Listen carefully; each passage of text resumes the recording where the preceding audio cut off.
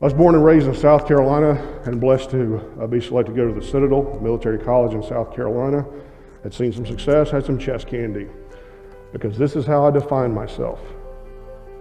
Dress blues, chest full of medals, lieutenant colonel, on one of the highest staffs you can serve on. I had to be hand selected by the Marine Corps and then approved by the Joint Staff.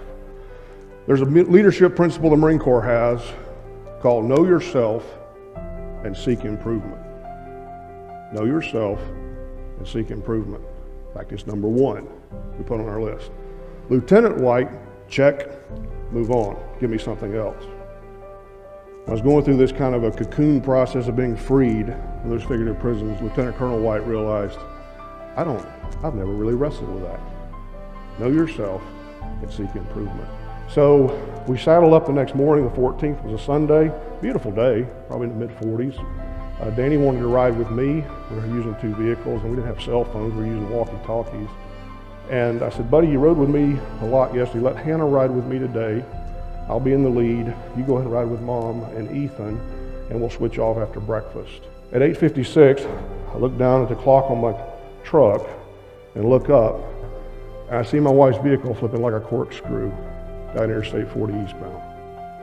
I called out, Jenny. No answer. So I walked around to the driver's side, and the window was broken out, and the seatbelt was holding her upright. Her eyes were closed. And I reached in to touch her pulse. I didn't feel anything. I realized my high school sweetheart's dead.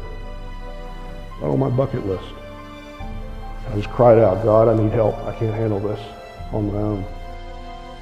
And I was chasing that next promotion, that next assignment to command Marines, and then to get promoted to full bird colonel. And I didn't realize I was in all kinds of figurative prison. And so I'd never wrestled with this duck story I'd like to tell you, is these two questions. Who are you and what are you doing here? And I was telling a mentor, a friend of mine, Vietnam era Marine, we were having dinner in Alexandria, Virginia, and I was telling him some of these figurative prisons that I feel like God freed me from along my journey. Kind of part two of my story, if you would. And he said, have you ever thought about why that happened? I said, no, John, I hadn't considered that. He said, I believe it's so you can go tell other people about your story and they can find their freedom in God. Who are you? What are you doing here? And why do you act and react the way you do?